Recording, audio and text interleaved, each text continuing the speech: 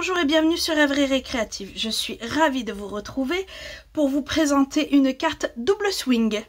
Alors, elle se présente comme ceci et elle s'ouvre un peu comme les mangas en fait, à l'envers. Il faut prendre ici et là et on ouvre comme ceci. Ça, c'est la carte principale. Et après, on peut aussi l'ouvrir comme ça et avoir un espace pour écrire un mot. Alors, j'ai utilisé la collection Éloquence Simple. Cette collection utilise surtout du blanc, du gris et du noir en couleur. Et après, c'est vraiment des tons métallisés. Le or, le bronze et l'argent. Pour cette version-ci et celle que nous allons faire ensemble, je mets en avant le cuivre. Celle-ci est dans les tons blancs, celle que nous allons faire ensemble est dans les tons noirs. En papier, il vous faut 2 morceaux de noir qui font 24 sur 12. Un qui fait 12,5 sur 12. Il vous faut un morceau de DSP qui fait 11,5 sur 11,5. Un morceau de métallisé qui lui fait 9,9 sur 7,9. Et il vous faut 3 morceaux de DSP qui font 9,5 sur 7,5. Et 2 morceaux de blanc qui font 7,5 sur 5,5. Et il vous faudra, pour finir, des chutes de cuivre et du papier DSP. Alors, on va commencer à faire des marques de plis sur nos 3 bases de cartes. Pour celui qui fait 12,5 sur 12, on va faire dans les 12,5, dans les 12,5, on va faire une marque à 0,5. Celle-ci, on peut la mettre sur le côté. Et sur nos 2 autres morceaux, on va leur faire dans les 24 un pli au milieu. Ce qui veut dire que ce sera à 12. Après ça, on en prend un des deux, n'importe lequel. De toute façon, l'autre aura exactement la même chose. Et on va venir lui faire une marque sur le côté à 3.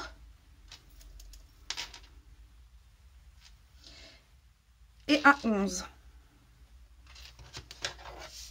jusqu'à 12. Donc à 11, à 3 et on vient tracer. On retourne la feuille et on fait exactement la même chose à 3 et à 11. Alors vous choisissez un sens, l'un ou l'autre, c'est la même chose. Et là, on va venir faire un tracé à 1, 11, 13 et 23.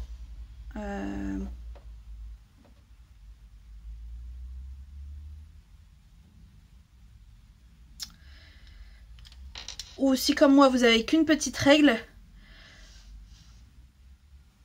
ça fait 1 et 11.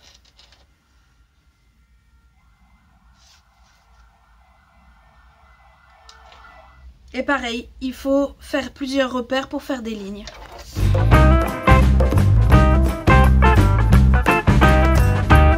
Voilà, ça nous donne ceci et on fait exactement le même tracé sur celui-là.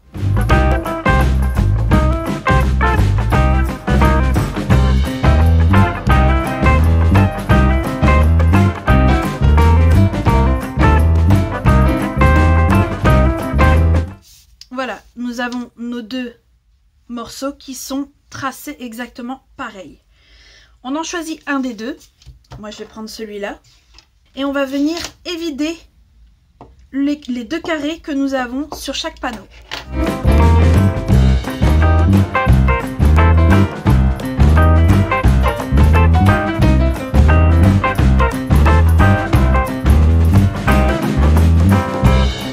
Voilà, nos 2 rectangles sont évidés.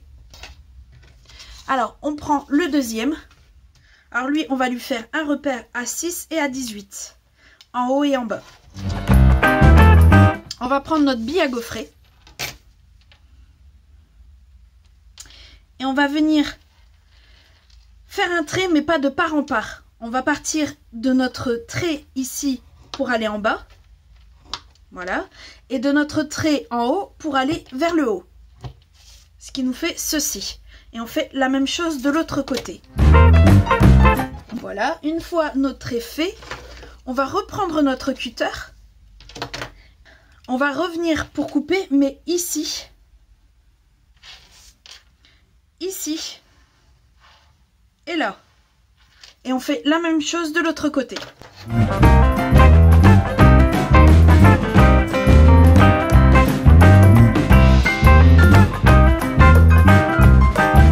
Voilà, normalement, vous devez vous retrouver avec ceci.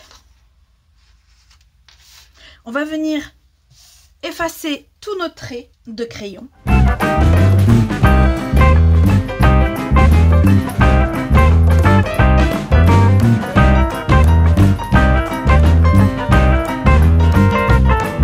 Alors voilà, on se retrouve avec ceci.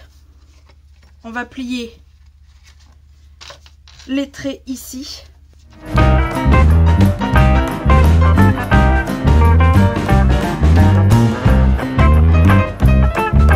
Voilà, j'en ai profité pour plier tous mes traits, même celui qui faisait 12,5 sur 12. Et si on regarde bien comme ceci, normalement,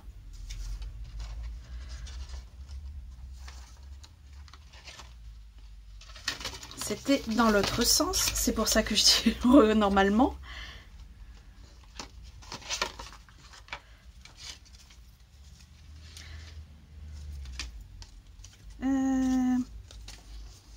C'est lui que j'ai mal plié. Voilà. Alors, celui-ci doit être comme ça. Et là comme ça. Et quand c'est plié, ça vient comme ceci. Donc on va venir plier, tout simplement, coller, pardon, tout simplement. On va mettre de la colle ici, ici et ici, pour venir coller sur l'autre.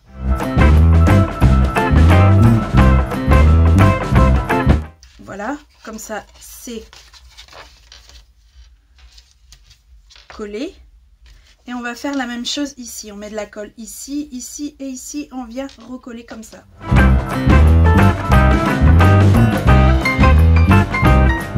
Donc, elle se présente comme ceci. On est bien d'accord, c'est la même chose. Lui, j'en mets de la colle ici. Et je viens le coller comme ceci.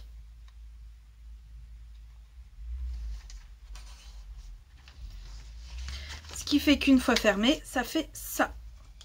Nous avons notre structure.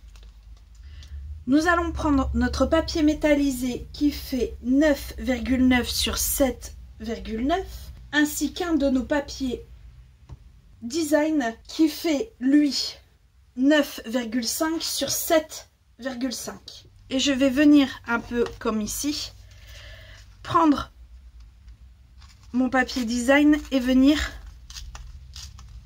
le déchirer comme ceci. Ça c'est à garder. Alors je vais venir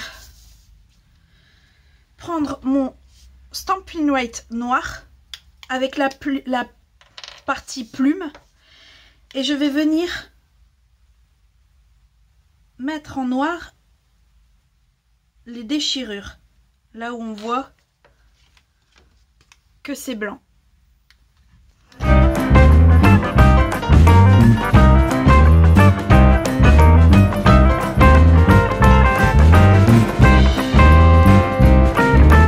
Alors comme vous pouvez le voir, j'ai également mis du noir sur la tranche.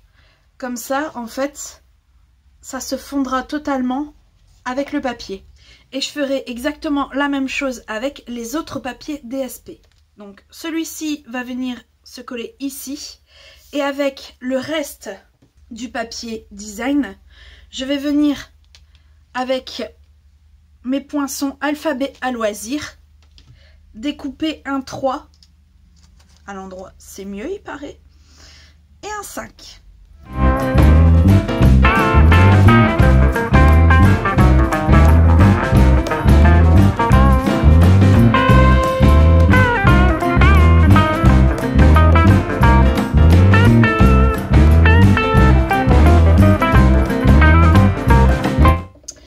pouvoir coller mon panneau ici.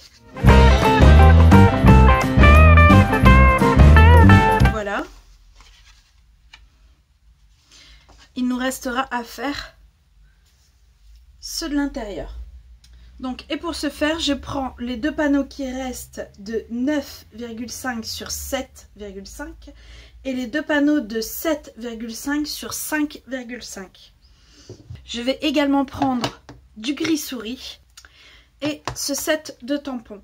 Alors, sur les deux panneaux, je vais tamponner cette frise. Sur l'un des deux, je vais mettre « Je te souhaite un magnifique anniversaire » et sur l'autre, je vais prendre un peu chaque tampon pour y tamponner seulement un seul mot, comme j'avais fait ici.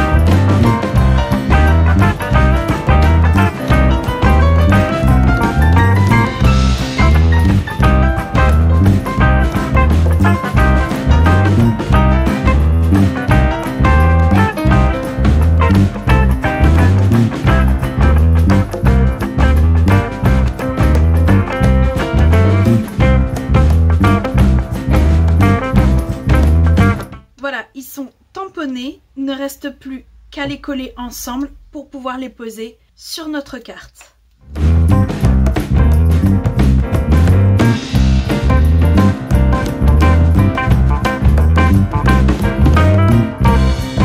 Normalement, il ne vous reste plus que votre morceau de papier design qui fait 11,5 sur 11,5 et vos chutes de papier. Alors, il nous faudra la perforatrice qui s'appelle aristocratique et on va venir perforer dans chaque chute.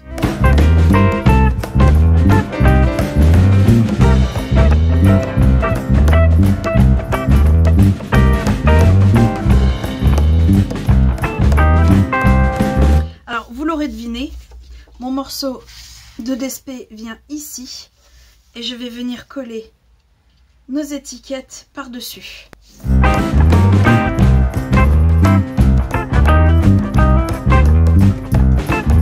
Et voilà, notre carte est terminée. J'ai bien aimé réaliser cette carte, surtout qu'avec un peu d'imagination, on peut en faire autre chose, comme un home déco, en remplaçant tout simplement les messages par des photos et l'exposer sur un meuble. J'espère que ce tuto vous aura plu autant qu'à moi. Si c'est le cas, n'hésitez pas, mettez un petit pouce bleu et on se retrouve très vite pour de nouvelles Odyssées Scrap. Bye!